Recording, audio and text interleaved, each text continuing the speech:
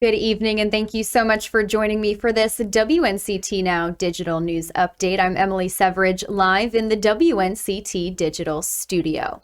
Here at 9 on your side, we're continuing to track COVID-19 cases statewide and across the East. Here are today's numbers.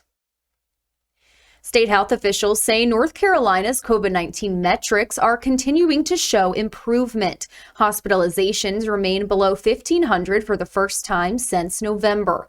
The daily percent positive remains below the state's goal of 5%, coming in at 4.7% today. Health officials report the state's total cases is nearly 856,000. That's out of 10.1 million completed tests. You can continue to stay with WNCT for all of the latest COVID-19 metrics across the state. Costco is raising its minimum wage. The company says it will increase the starting wage for hourly workers in its store to $16 per hour. That's more than rivals at Amazon, Target, Walmart, and Best Buy. Costco has around 180,000 U.S. employees, and 90% of them work hourly. The new higher pay rate goes into effect next week. A story out of New York, a landlord is accused of kidnapping his tenants and stranding them in a cemetery nearly 30 miles away. But the question is, why? Our sister station in New York reports.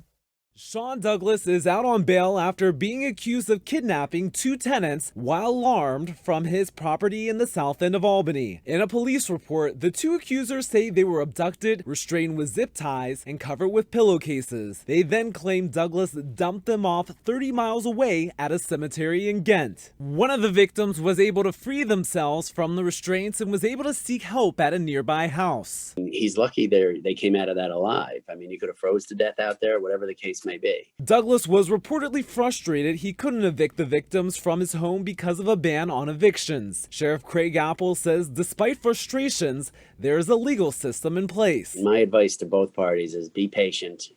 You have to be tolerant. There is a process.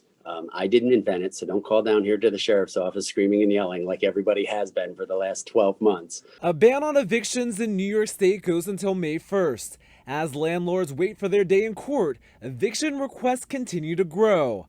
Meanwhile, the sheriff's hands remain tied. We have right now probably upwards to 100, and we know there's hundreds basically in the filing ready to go. Albany police have not released any additional information, but more people could be charged in this case. Lewis Finley, News 10 ABC. Chick-fil-A's nationwide are experiencing outages, and a heartwarming story out of Missouri. That and more coming up after this short break. Tired, winding down from a long day dealing with... Get the news you need at 11 to finish your day out right. A lot can happen between 6 and 11, but we've got you covered. From preparing the most up-to-date forecast in our weather center so you know what to expect in the morning, to continuing to follow stories that impact you and covering live breaking news.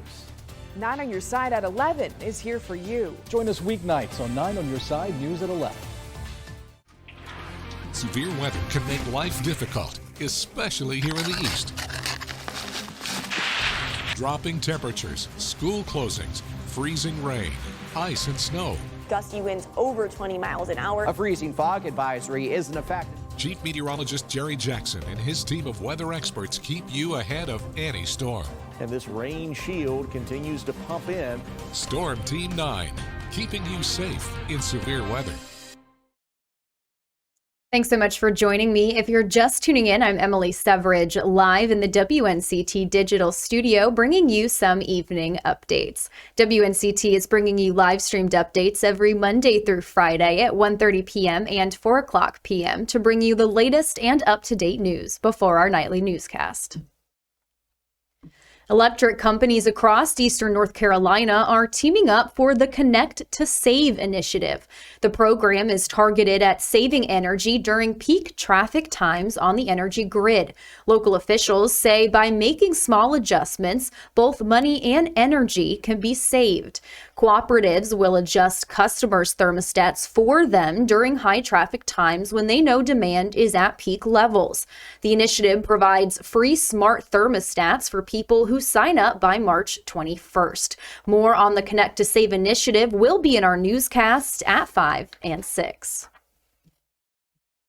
In national news, Chick-fil-A's across the country are experiencing a nationwide outage for credit card payments. According to online posts, the issue is with the chain's third-party vendor. This has temporarily stopped credit or debit card payments and caused issues with mobile orders. Certain locations are only taking cash payments and are not processing mobile or curbside orders at this time.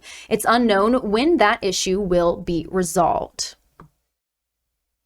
And keeping along with those nationwide outages, we've also just received some news for the North Carolina Division of Motor Vehicles that they are also unable to process credit card payments today due to a statewide computer software problem. The problem was discovered at 11 a.m. and was traced to the North Carolina DMV credit card processing vendor. There is currently no estimate on when that problem is going to be corrected, but the issue is temporarily affecting the DMV's vehicle registration renewal online services. Offices are still able to process cash payments for all services at this time, and again, there is no estimate on when that will be fixed.